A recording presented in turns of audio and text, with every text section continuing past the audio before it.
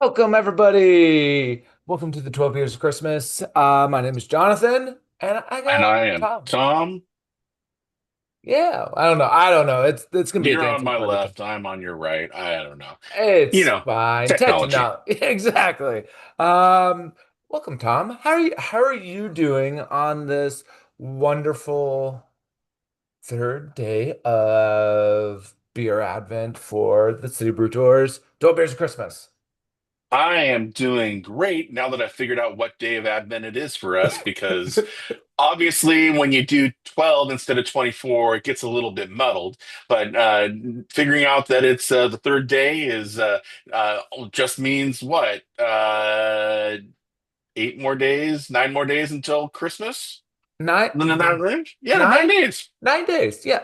Nine Six. Well, days. Yeah. 9 days. A week and 2 days. Is that how math works? I think that's how math works. Something like that. Yeah, I absolutely. And what's really exciting is like this is our first Advent stream that we've done in the 5 years that we've done this. yeah. So we've treated it like an Advent calendar or a Christmas calendar, and one for one. This is welcome.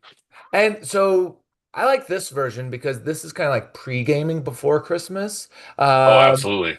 but then the other one is like decompressing. So, either way. So if you are using this as the Advent or you're saving it to do it as the 12 beers of Christmas, we got you covered either way. There's fantastic beers in this box. We're not gonna give any hints or tips. We're not ruining it for anyone. We're gonna keep the mystery alive.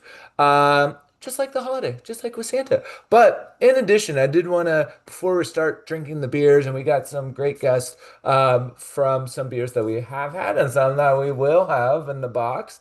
I did always, these boxes I always love, even though I help, put them together and everything, is the always the little goodies in there because you always have to have like stocking stuffers. And I still have so many glasses from the last several years. But one thing that I was surprised with as well was the little coaster. I always like having a good coaster because I get beer rings everywhere and like coffee rings Hmm. on all my You don't wooden. respect the wood, as they would say in Seinfeldese. You would be expelled from many homes. Yes, yes. So definitely especially if we want to be honorable and celebrate Festivus, we got to have have these coasters in there. But also for anyone that if this is your first time enjoying one of our boxes, one, enjoy the coasters, and then two, make sure you have your little booklet. I have to do it like an influencer right there. Mm. Yeah, nice. You're a beer Ha- influencer. You have been for some time. yeah.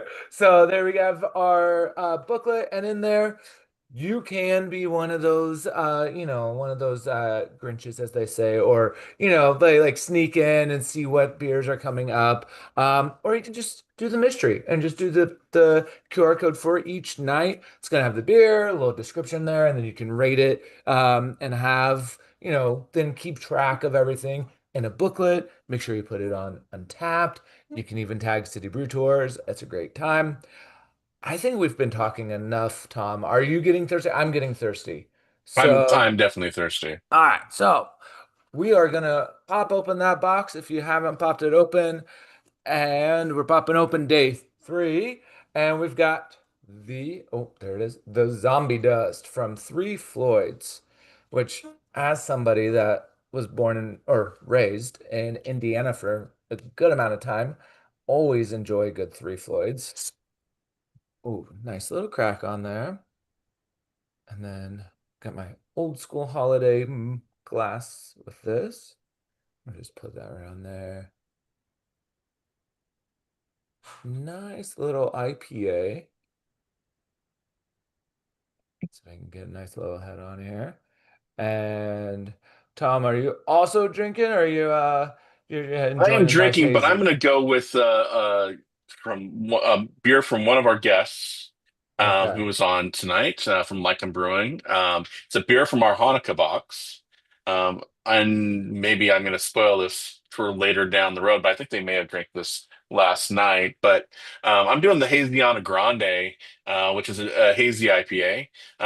In the same vein, we Yeah. got our A nice little nose to it to go nice along head. with that. But in honor Yeah. of Sonia Marie Uh, being on, yeah. cheers. Cheers, everybody. And if you aren't following along, again, have your cheers. If you're watching over on YouTube or if you're over here, and also for all of our viewers, you can put in some questions in the chat, Q&As. Tell I'm us just where going to you're be calling drinking. in from. Of Check course. check this Wow. stuff out. Give us what you think of the beer. This is nice pale ale with about 6.5 uh, ABV and 62 IBUs. So Mm. what? Tell us a little about this, John. What are you getting from it? So I always get surprised with this one. I've been drinking this beer for years, and I've always get surprised when they're like, "Oh, it's a pale ale," because it is very much it's an IPA, very very much on the flavor, but it does definitely get more of subtle aromas, but you get that really nice bitterness on the finish, sweetness up front. I would classify, if I did a blind tasting, I would classify this closer to like a West Coast or like an American IPA. But you get, obviously, that's some of the citrus, you get a little bit of tropical fruit, but then you get that nice bitter finish on the end as well. And we've got some fans that are saying that this does remind them a little bit of kind of Voodoo Ranger, which I would Hmm? kind of say is in that same vein of kind of some of those more just traditional American IPAs, which that term has kind of gone all over the board nowadays. Hmm. But like back forth, Three Floyd's been around since 1996. They've had their whole journey for themselves, but just trying to make beers that are a little different than what was around in the Midwest. So I'm just gonna be drinking this. Probably too fast tonight, but we'll see. We'll see what happens. But this isn't just about you and me and the beers we're having. Although, how is your Haziana Grande? How is Oh, it? it's amazing. It's just like it's. I should say it's wicked. Let's just It's say wicked. it's wicked.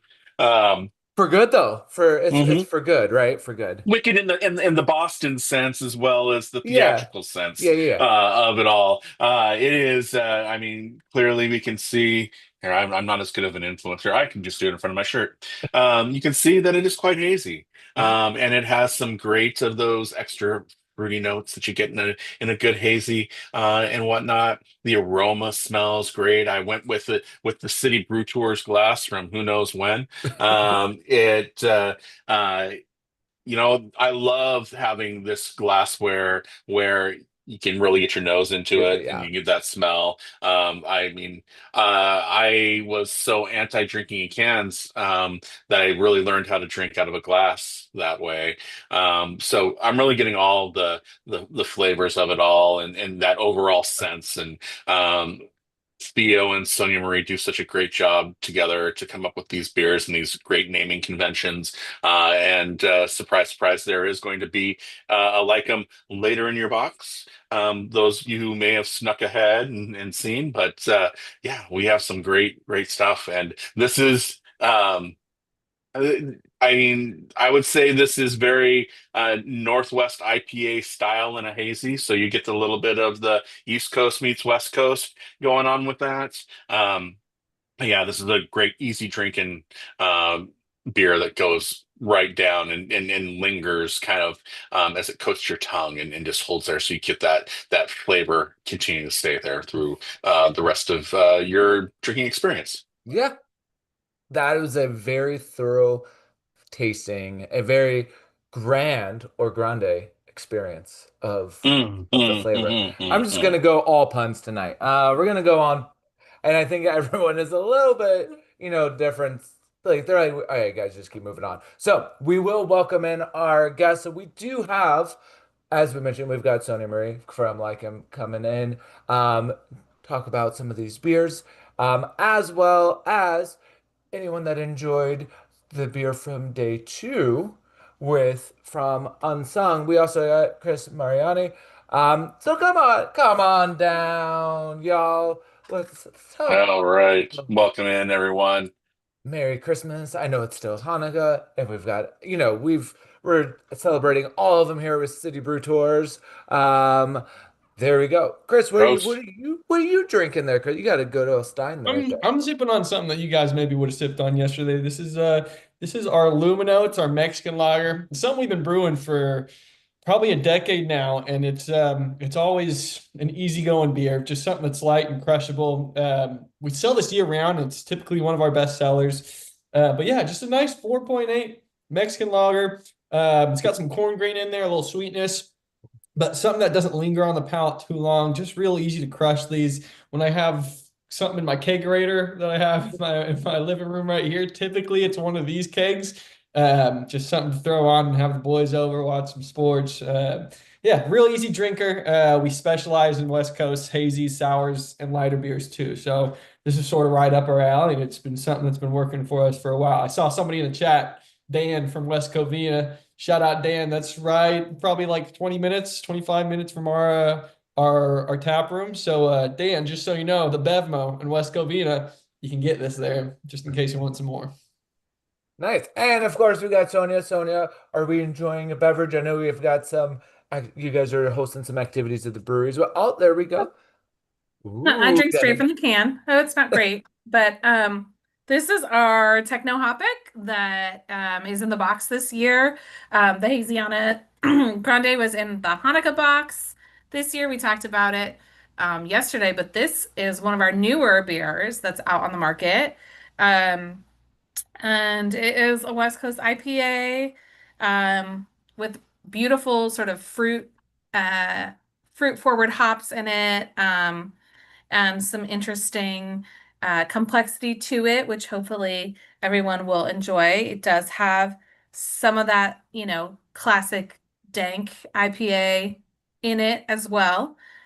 So it's not just the lychee and the papaya and like the sort of some of the more tropical forward. You will get that like classic Northwest dankiness in there as well. So Which I yeah, always love a good little danky or some people mention it or like that resiny, that kind of yes, that sometimes earthy forest. earthy or when you drink it you actually like feel kind of the oils like sometimes that's what you want. That's you don't want to just like a fruit basket, which is fantastic and that's why we got, your different, your American, your West Coast, your New England IPAs.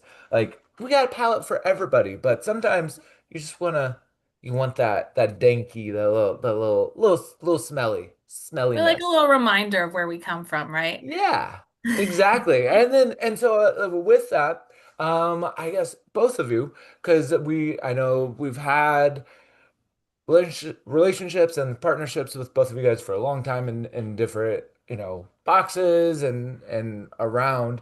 And I know all of you, but some of our viewers, we have new attendees with our boxes. So I guess Sonia, if you want to start off, just let us know a little bit about like I'm brewing, kind of what you guys do, what's your favorite styles, and kind of Totally. just a little snippet of the Lycum brand.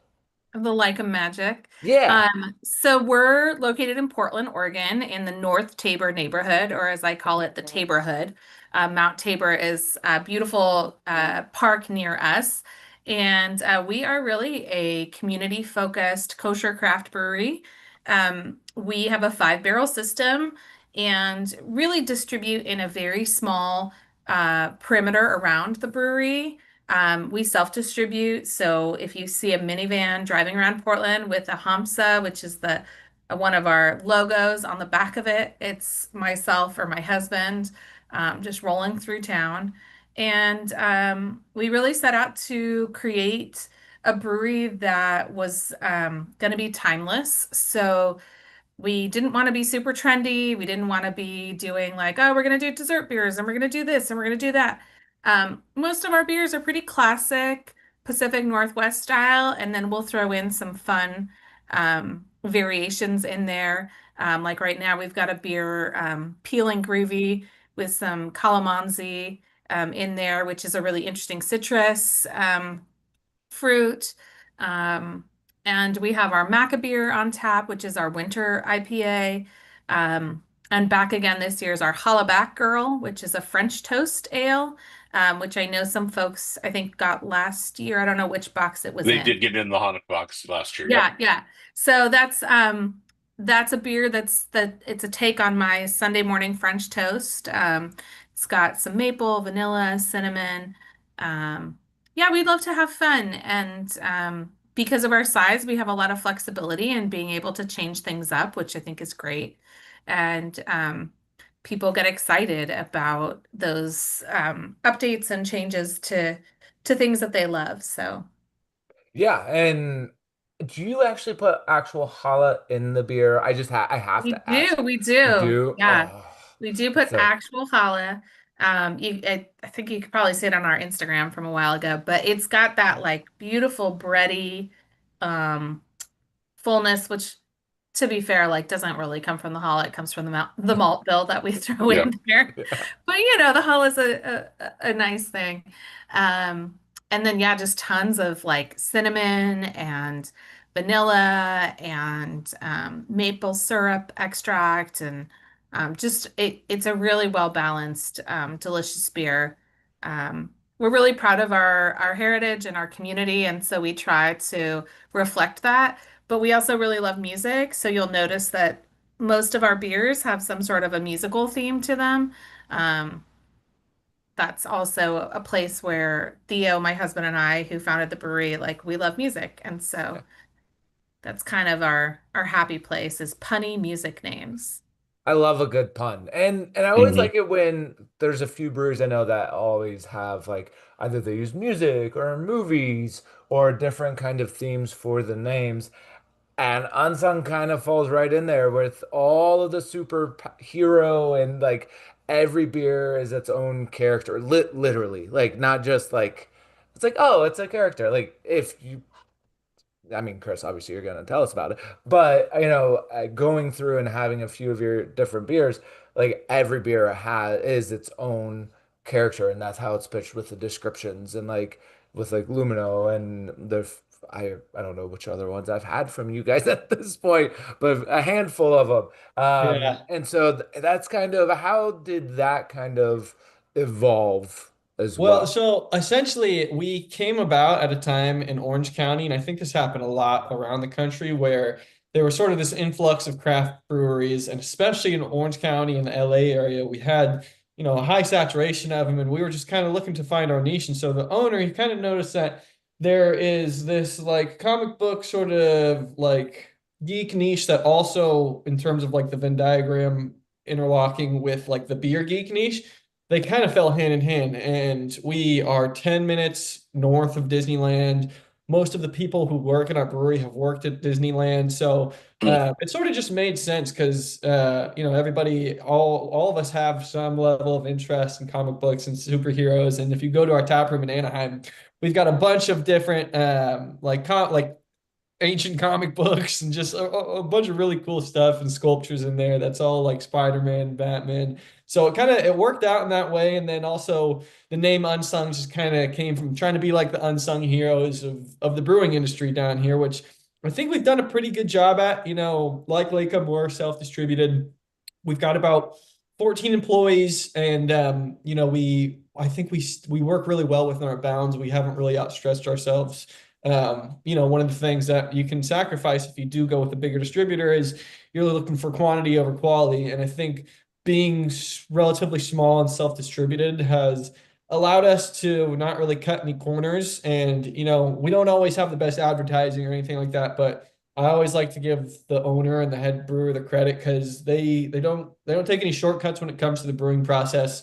Anytime there's something that's wrong with a batch, whether it's we're using a new yeast strain or a new type of hop, and something goes wrong in that brewing process, if it's not up to par, we'll dump a whole batch of it, and we just take it on the chin because we'd rather have somebody's first impression of us be a good beer rather than a subpar beer, even if it's got some cool hero or character attached to it. Just giving people quality beer. And I think it's worked out pretty well for us, especially recently, as sort of that saturation that I spoke of, all these craft breweries kind of popping up. has kind of leveled out. In the past couple of years, we've seen a lot of breweries go under, get absorbed by other breweries or larger distributors. We've managed to stay afloat, and it's largely to do places like Disney. Like Disneyland is one of our largest accounts right now. I'm our head of sales over there, and they just handed me over the reins a while back after another guy left for taking care of the Disney accounts. But I mean, they're great. They know what they want 6 months in advance. We brew it for them, and it's a really good symbiotic relationship because a lot of the people that are coming from Disneyland are stopping by the tap room and having beers and stuff. So it's a really cool spot for us to be in, and it's allowed us to do a lot of really cool things. That tap room that we have up in Anaheim does have a small brewing setup. I think it's a 5-barrel system. And essentially, we'll do some like one-off stuff up there, put it in the tap room, see how it does, and then from there we'll see if we do it on a larger scale. But most of the brewing that we do is in Tustin, California. So that's only about 20 minutes south of Anaheim where our tap room is. And I think we have 12 tanks. I think 5 of them are 15 barrel. We have two 30 barrels. I don't know the exact numbers because I'm just a sales rep. I'm not in there every single day doing all the work. But yeah, it's been a good spot for us. And hopefully by spring of next year, we're gonna have a new spot opening up that is just down the street from Warrior House. There's sort of, I'm sure you guys have seen this too. There's been a boom, at least down here, of breweries opening up pizza places and having like a tap room and pizza spot. I live in Huntington Beach. There's 3 within a 4-mile radius of me that I can go to and I check out all the time. And it seems to work. One of the things that's unfortunate about the Anaheim tap room, it's a really cool spot. We've got that little brew setup, but there's no kitchen. So, people come in, they have a couple beers, they leave. There's not food keeping them there. And, when people eat, they drink more. So ideally, we already have the mock-ups and the location set in Tustin. It will be open by spring, hopefully. We're just waiting on some approvals from the city. But yeah, overall, business has been pretty good, and we're still pumping out good beers. And I've really been loving working for the company because the free beer helps too. But as our only sales rep, I've sort of developed this community of people in Orange County that I've known for over 2.5 years now, and people I consider friends, and I can go anywhere in the county. And this beer industry thing is really cool. It's got a lot of really laid back people, and I've talked to people in other sales industries like cannabis and wine and spirits, and I think over there, the sense I get is that people can be a little bit more cutthroat with it. But I think with craft brewing, everybody's just pretty chill, laid back. We all like good beer. We all like to hang out and have a drink here and there. So yeah, it's a cool spot to work, and Unslung is a great brewery to be a part of. No, yeah, and that's where, definitely I've been working with you guys for, featured you in one of our City Brew Tour boxes, worked with you guys for a while, and I know Sonia, we've worked with you with multiple holiday boxes at this point, and that's one thing that I love about, working in the, in this job, in this capacity, and getting all these beers is working with the brewers and the brewing and the companies is like everyone is it's nice and Yeah. chill and Well, and it's like yeah, if anyone, is ever coming to Portland, like we do city brew tours and like yeah, them as a stop for city brew tours. And so it's a great opportunity to come by, not only us, but we have some amazing, people just right down the street, like Chris, like we've got a great community up here. Um and really I mean, I think we're really lucky to have such um great folks that are a part of this. So, Well, Sonia, you're so great and such a big part of the community. You work with the Brewers Guild, you work with the Pink Boots Society. You bring all of that in, and considering from where where everything started, like literally started in your backyard in an ADU, essentially. yeah. I mean, I think a lot of breweries that are finding their way and not having or having or finding that sustainability have figured out from building it from that small to getting a little bit bigger and figuring out how to spread their fingers in through the community. Maybe so you can tell us a little bit about your experience, about how you've kind of taken those stair steps up from where you started to where we are now. Yeah. So, as Tom alluded to, we started in our backyard. We were in a garage that was built specifically as a brewery. So it's now an ADU that folks live in because our philosophy was either we're going to fail and we're going to need to turn it into an ADU to pay off our loans, or we're going to succeed and it will become an ADU to help pay our mortgage. So either way, the end goal was not to keep the brewery in our backyard, but we launched Lycum in 2014, and we launched using a model called the a community supported brewery model. So like a CSA where folks sign up for a subscription to get vegetables every week, we had folks who signed up to get beer every week. And at the time it was growlers. Growlers were really big. We moved away from those for many reasons, including sanitation, etc. But over time, we expanded. We started selling in the farmers markets. And in 2019, we finally got a tap room and opened in late 2019, and then promptly closed about 5 months later, 6 months later.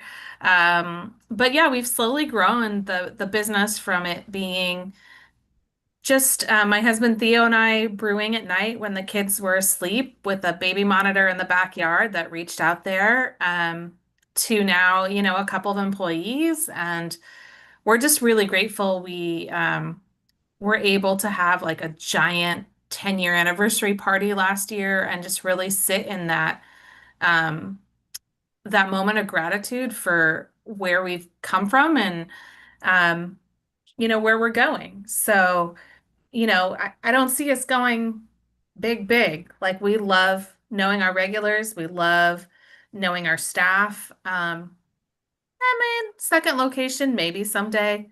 Um, but yeah, it's been a wonderful journey. And like you said, sort of the community's really supported us. So um Terry Ferendorf, who founded the Pink Boots Society, she reached out to us when we were brewery and planning and was like, hey, you should join Pink Boots. And the network of at the time just women brewers, but now it encompasses all of fermentation and folks who are non-binary as well. Like that network of support to be able to um, call someone up and say, hey, like, I need this strain of yeast. Do you have any? Or like, literally, I remember we were having trouble with this one spear inside a keg, and I could not like unhook it using the magic tool.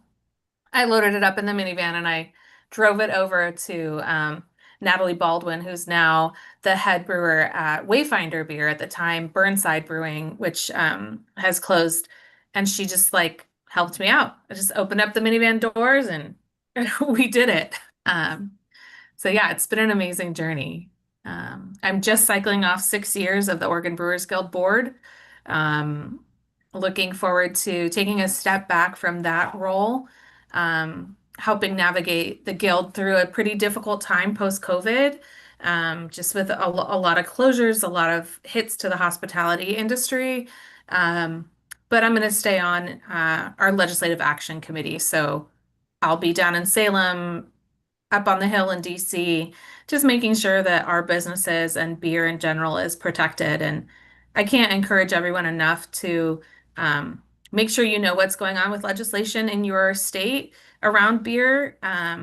It's really critical to support our small businesses to understand like the implications of certain rule changes. It can really destroy a lot of our small businesses. So.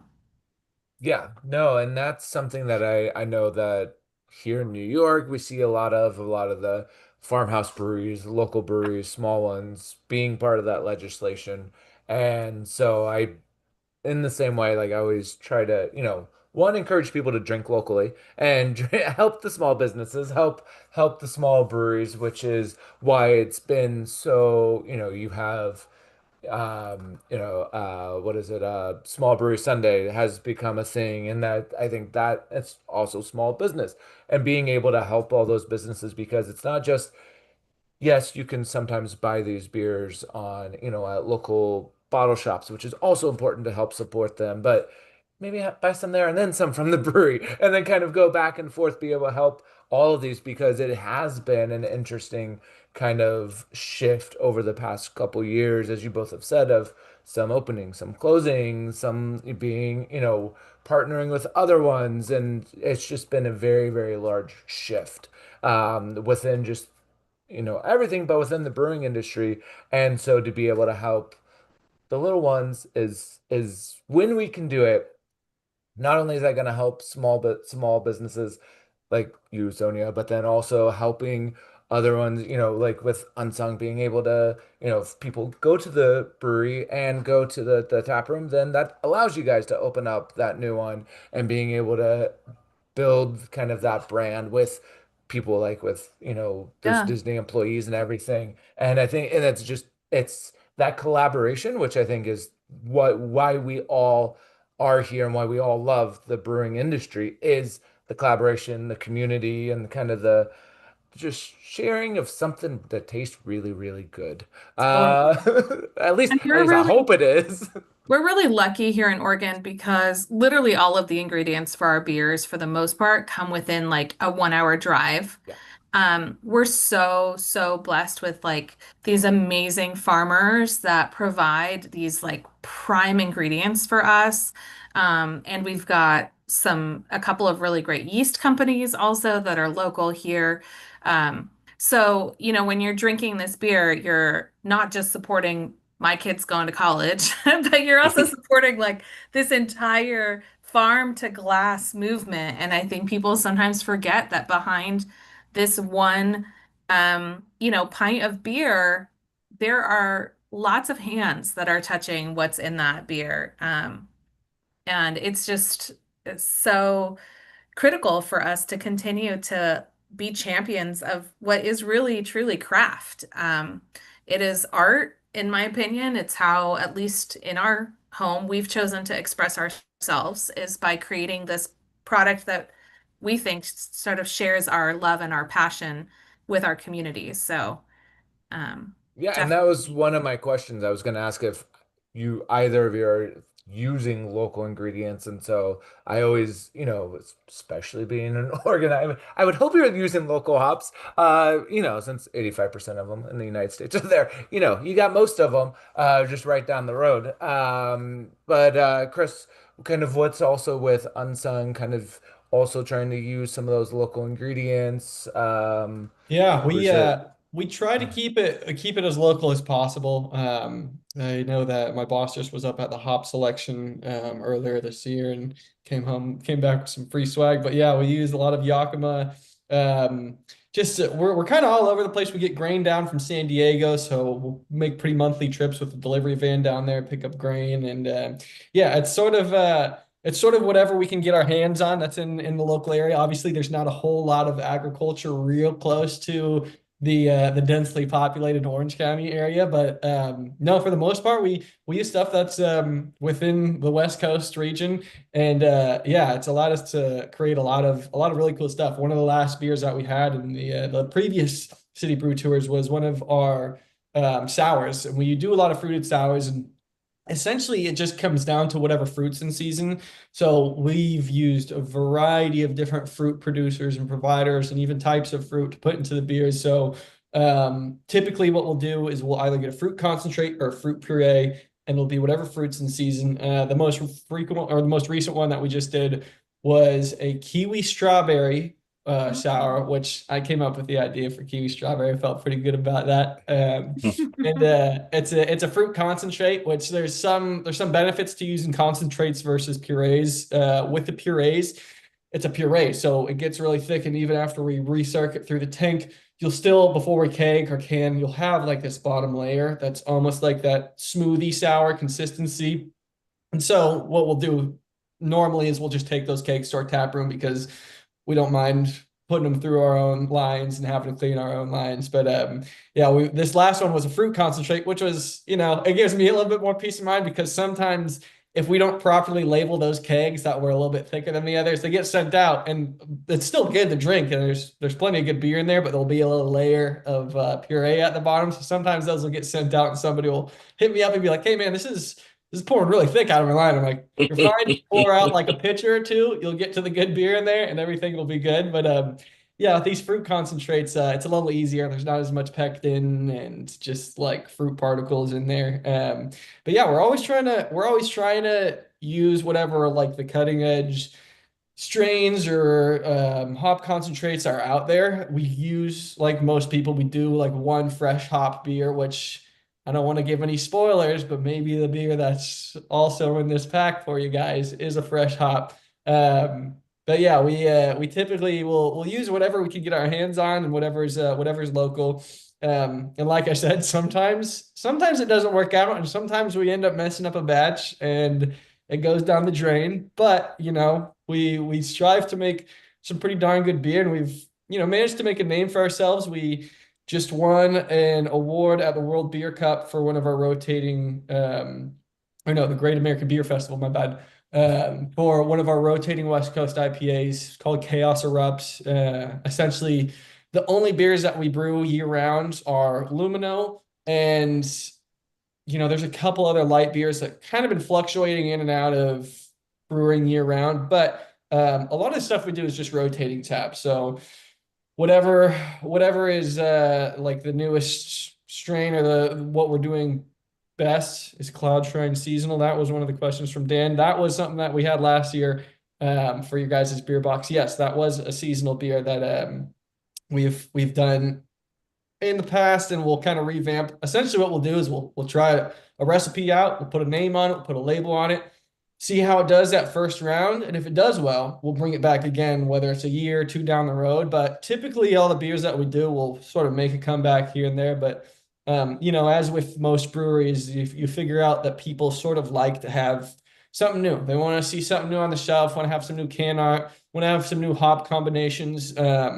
And what it comes down to is a lot of the base structure of our beers, whether it's our seltzers or sours or West Coast, the brewing process is essentially the same, and it's just a difference of different hop structures, and yeast strains and grains that we're using to sort of keep things exciting. And it's worked well for us, man. We even this Lumino, the Mexican lager that we've been doing well for so long. We've just recently tried to put some spins on it. So there is a smash burger spot in Santa Ana, which is like 10 minutes or so from the warehouse that we always deliver Lumino, the Mexican lager, to. And we just got a new delivery guy about a year ago, and he was going in there one time, and he noticed that like they make all their own pickles, and they toss out the old pickle brine right after. He's like, if you guys aren't using that pickle brine, like we've been interested in making a pickle beer. Will you guys just toss us that pickle brine? And so ever since then, we've been doing a pickle beer for them with a Mexican lager base, and it's been doing pretty well. It's kind of a divisive beer. It's kind of, how it's like how stouts are divisive or sours are divisive. It's like if you like pickles, you like the beer because it tastes like pickles. We also just did a dark Mexican lager version of this. So yeah, it's cool when we have a base product that does well enough that it allows us to sort of branch off into different directions and sort of see how things do, because there's such a, like Portland is, or like how New York is, or like how Orange County is. There's so many people down here that you're going to find somebody who likes the beer. As long as it's a good beer, then somebody's going to like it. Somebody's going to drink it. The pickle beer isn't like a hit with everybody, but the people who have been drinking it have been loving it, and it gives us a reason to keep brewing it because we love it in the warehouse. We love drinking it. It's a nice one to end like a day of canning with when you're just like you're a little tired, a little dehydrated, you've been moving around all day. Have a pickle beer and just kind of kick back and wrap up the day. So yeah, it's been nice giving ourselves some variety to put out to market. That Nice. sounds really fun. Sonia, have you guys done a pickle beer yet? We have not. We have right now, though, for Hanukkah, we have 8 signature cocktails, and one of them is a menorah tini, which has olive oil washed vodka and pickle brine in it. Okay. So All right, so we're getting there. We're getting there. we're getting there. We're getting there. Yeah, we do a lot of we have some farmers market relationships that we've had for a long time. And so a lot of that kind of inspiration, like Chris was saying, it's like, oh wow, like there's these amazing Loganberries. Like great. We make a chanterelle beer called Into the Woods. Same thing. It was like we're friends with the mushroom guy at the market. And Yeah. we were like, huh, what would it be like to put these mushrooms into the beer? And there you go. Like, it just happens. But, I think the evolution of a beer, it's like our flagship, Janice Hoplin, has evolved over time. When we first brewed it, we were home brewers, and it was somebody once told me, like, it tastes like the 90s. Like, I don't know what that means, but like it had classic C hops, Mhm. Cascade, Columbus, Chinook, like very sort of like classic old school foundational hops that like really like, anchored um West Coast beer and like a West Coast IPA. And over time, like it's evolved and it's much more fruit forward now. It's got some Simcoe and some Mosaic, and like we've followed the palate of the consumer. So if you were to drink that beer today and you had last drank it 10 years ago, you'd be like, oh, this is not the same beer. But I think one of the biggest mistakes that some people make with their flagships is they don't evolve them. They keep them the same. And although it's great to have something that's dependable, like it gets stale. Like nobody wants to really, I mean, Pabst every day, sure, same classic recipe. That's dependable. Um, like them, you're gonna have like, oh, I love it when this comes back on tap, and you're like, oh, it's slightly different, but it's so much better, right? Like, Well, and that's the evolution of just brewing and the beer industry is like you can't always just keep them the same because also if you go from a home brewing setup to 5 barrel to 15 to 30, sure the process is the same, but it's gonna evolve. You have to adjust a few things here and there. And also our taste as we get older or as we change or as we have different, sometimes we like things and then sometimes we're like, I change this. I want to change it just a little bit. Which is even, even the beer that we're enjoying in the third one, the Zombie Dust, as I've mentioned, I've been drinking this beer for years, and I would say it has evolved a little bit over the time of being this time, and now it's a little more West Coasty than it used to be just classic American. And so it has a little bit more of that, that citrus, that slight resiny in there. So it is even the spirit's been around, 96, early 2000s, has evolved as well. And I know some people in the chat were also asking a little bit more about the zombie dust. And this one it is mostly just citra hops, but they're being put in through the entire boiling process. So from the beginning to the end, every few little minutes, this is adding in, which is getting that nice bitterness, but also those subtle citrus kind of notes in there, with a combination of, you've got some German, some churro, some caramel. So you get the sweetness, you get the classic kind of idea of like an American ale, but with all the citrusness in there as well. And I also know some other people have been cracking in beers. They're like, you know what? We're not doing the Advent. We're going in and out of all these different beers to find other things as well. And we've even got some fans of the beers. The first night, a lot of people were enjoying the first night beer, which was a from Slay Queen from Crooked Stave, which is a winter ale. Nice little cinnamony winter spiced ale, which I've also had recently, and it's also very, very good. Nice mild beer as well.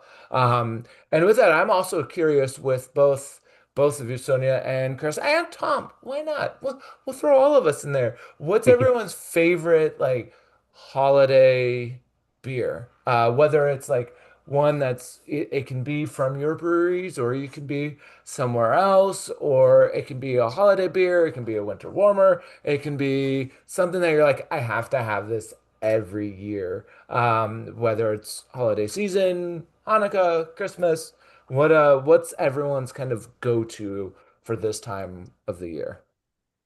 I got one off the top.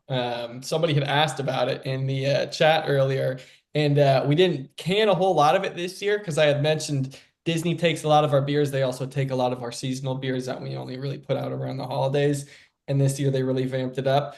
It's our Snickerdoodle beer. So it's Saint Nick our Ah, Doodle, and Yep. it's got lactose and cinnamon in it, and it tastes like a Snickerdoodle. It's wild that they managed to pull this off every time, but they take just bags of lactose, a bunch of cinnamon, and we brew this same Imperial Blonde base. It's 7.7%.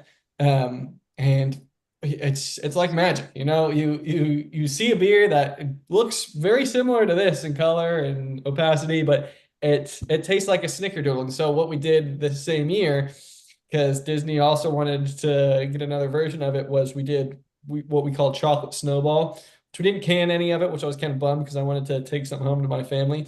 But it's same thing. We took a sort of cookies and cream base, added lactose, and put it in that Imperial Blonde.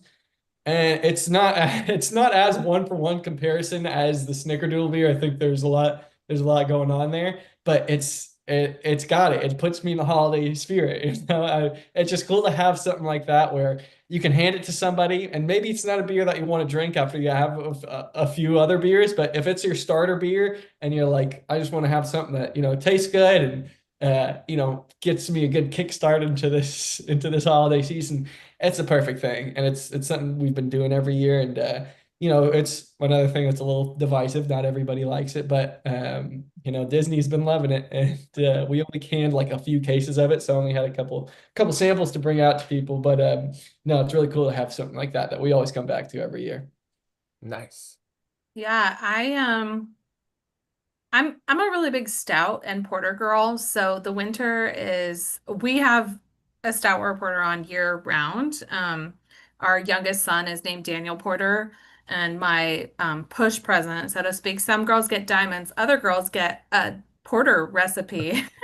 Um, so it, you know, RIP to Rogue, but one of my favorite classic is their Shakespeare Oatmeal Stout, which for me on Nitro felt like a really special, like kind of opportunity. Like the Oregon coast in the winter is actually quite spectacular. Like it's raining. It's not like beautiful. It's also not beautiful in the summer either sometimes as far as um the weather, but being able to go out to the coast and have one of those just brings me back also to how we really fell in love with craft beer.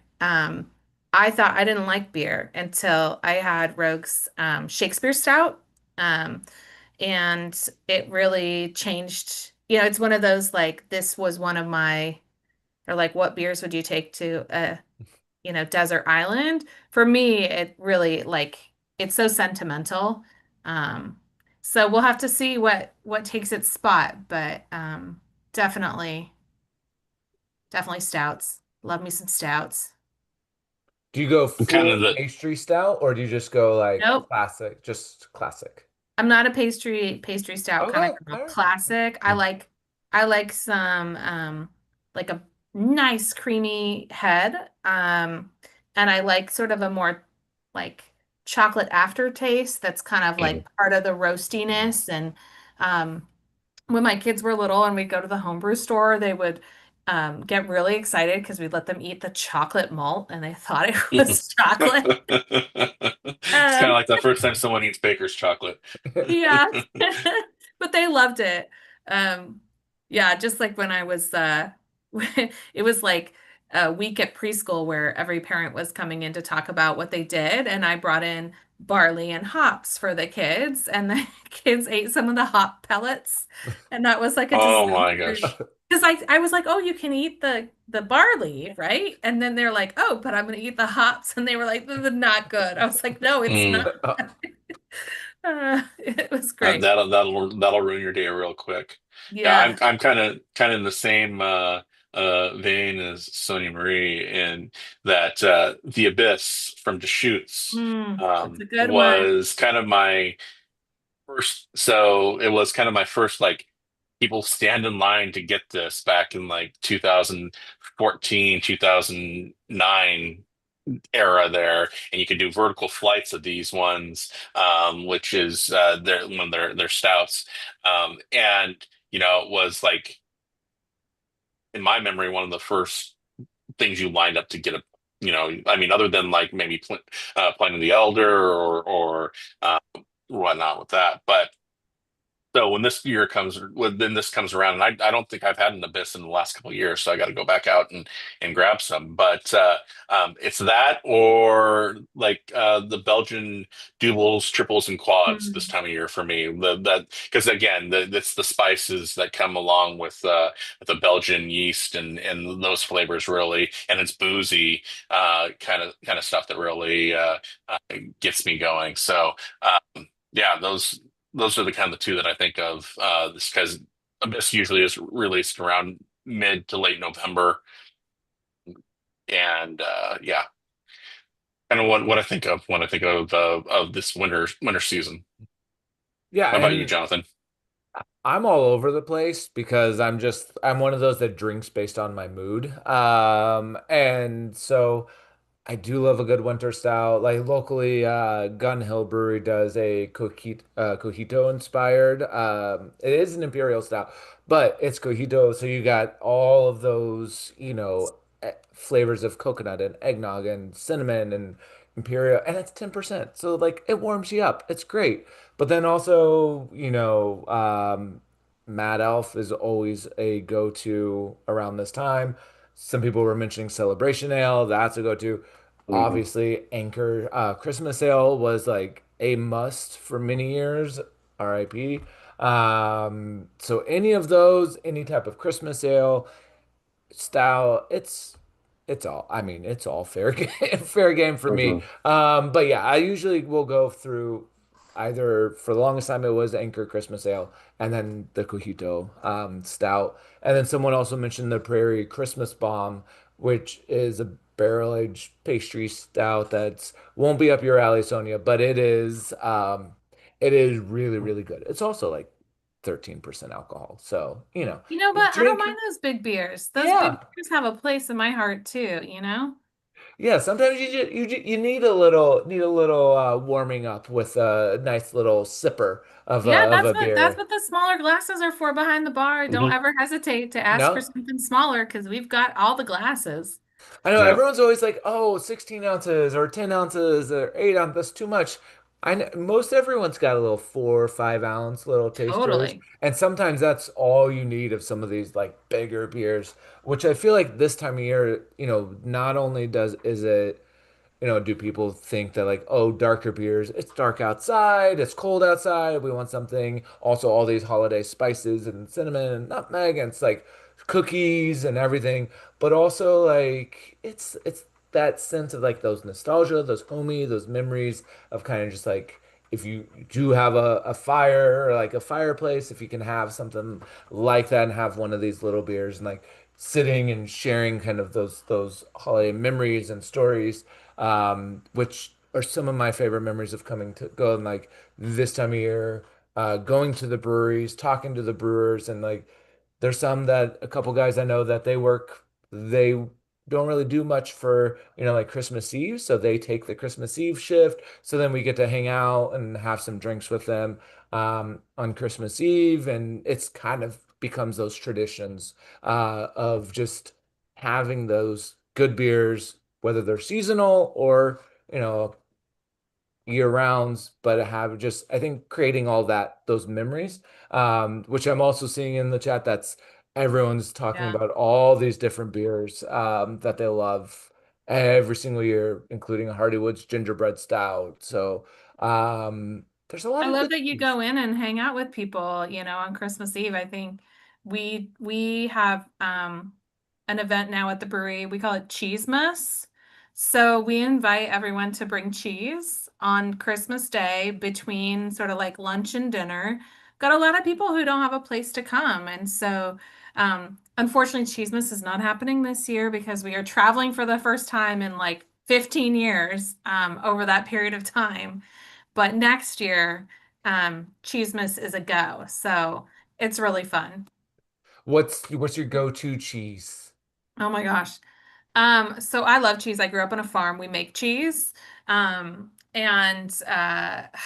it just depends on the day. So I come from the south of France and Roquefort or Roquefort cheese, the really stinky blue cheese, that Oh, is like in my blood. And probably like my grandfather worked in the caves. The milk from our farm like goes to the cooperative. Like it is probably my absolute favorite. But pro tip, Whole Foods does 12 days of cheese and they put a different cheese on sale every day. And that's where Cheese Miss came from, was like, because I just bought so much cheese because I love it so much. Like cheese and beer pairings are so fantastic. And so when you're doing these holiday parties and you're like, oh, I should bring wine and cheese, like, no, beer and cheese, like it is so good. Just like bring that cheese, bring the beer. We also do like a Girl Scout cookie pairing during Girl Scout cookie season and a Halloween candy pairing during Halloween. Like beer is the perfect pairing for like any deliciousness in the oh, world. I 100% agree. And obviously, like we train people or teach people with, city brew tours of how to pair food with beer, and like doing food and beer pairings and cheese pairings is like the big part of it. But that's also, you can do a Halloween candy, you can do cookies, you can do pretty much anything. And Chris, it's have you I done anything with Disney food beer pairing wise at all? So what we'll do is there's a food and wine festival that they do every year that we're typically a part of, and our head brewer or typically our owner will go in and he'll lead essentially like a little seminar on beer tasting, and there'll be typically some food involved. I'm not really a part of it, but I have done events. There's a place in Costa Mesa. I, it's the name's eluding me right now, but I've been there. We did a cheese and beer pairing. That's how I was shaking in So my head good. in agreement Next because time, I call was like, me. it was the first time I had ever even considered that that was something that you could do. But I had a cheese board. It was a couple years ago, so I don't remember exactly what beers I had brought, but I was surprised at how well those two went together. But yeah, just having different food pairings, and especially with like figuring out which, as a salesperson, figuring out which sort of places take which type of beer. So you're selling to a pizza place. A lot of time they're taking like IPAs and hazies. Or you're selling to a Mexican food place and they're taking Mexican lager. Um, so just sort of getting the hang of like figuring out, all right, well, if it's like American cuisine, they're gonna like these beers, and seeing what works best where. A lot of the Thai places I sell to, they love our sours because the fruit flavors, pair really well with like a spicy pad thai or something to kind of level things Mhm. out. And sort of just providing beer samples to people and letting them decide what they think is the best pairing. I love one of I think the best parts about my job as a salesperson is going in and doing tastings with not only owners but chefs, and just kind of sitting down with them and giving them all the beers I have. And I worked at a wine bar and I was on the buying side for a long time. And I think that's kind of one of my strong suits in this position is I know how many beer reps come in and try to sell beer and push you on certain stuff. So my attitude has always just been like, hey, here's what we have that's fresh right now. Here's what we do best. Give these a try. Let me taste them with you if you want to. And then, let's work on something that you think would work well for your style, what experience you're trying to give to the customer, and create a product that's it pairs well with the food, it pairs well with the ambiance, and whether it's somebody taking Lumino and turning it into a michelada, or we've even had people use Lumino in particular as like a beer batter for onion rings and stuff like that. So it's cool. It's cool to be, as somebody who also worked in the restaurant industry, seeing like somebody take our finished product and have it complete their menu, have it be another facet that sort of works in tandem with whatever they're trying to accomplish. And it's really cool when that whole ecosystem comes together and you see people enjoying food and beer, and Yeah, um totally. it makes everybody happy. Yeah, no, we have a beer called the Cardamomas and the Papas. And it's a porter. And it came from one of our accounts. We went to eat there and we were talking to the staff, and they go, "Oh my gosh, we take your porter and we make floats with cardamom ice cream." It was a Oh Lebanese restaurant. wow. And they were like, "We like do this behind the scenes. It's like a secret dessert." And we're like, "Well, bring it to us. Like, we want to taste this like cardamom, cardamom situation that you've come up with." And like that combo inspired us to have that beer evolve into the Cardamomas and the Papas. Because the staff was just like, "Oh my God, it's so good." And then they served it to us and we're like, "Oh my God, it is really good with the cardamom ice cream." Like this, and it's not like we have cardamom ice cream at our house or would have Yeah. ever thought about that. But, um, they did, and it was great. It was really great. That's no, that's really cool. And I think that's where, again, those pairings of doing dessert with beers people don't really think of, but then taking what people are using and then now you made an entire beer out of it. I think that's what as a small brewery, that's the advantage that you guys have where you can be like, let's try it. Let's see what Yeah. happens. And I know Unsung does the same. Like, let's see what happens.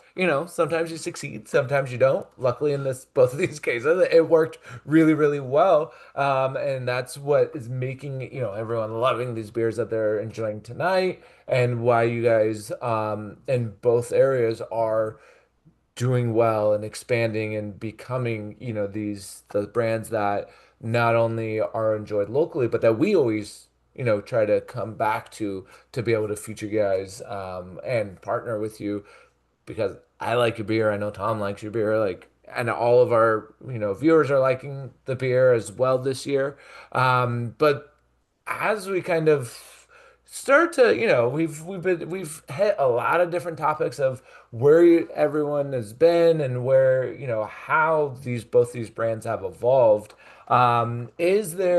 What is next for both Lycum, for Unsung, for, what is there anything that you have coming up that you want to plug in, but also kind of as this whole, industry is shifting and changing, what's next or the hopes for what's next?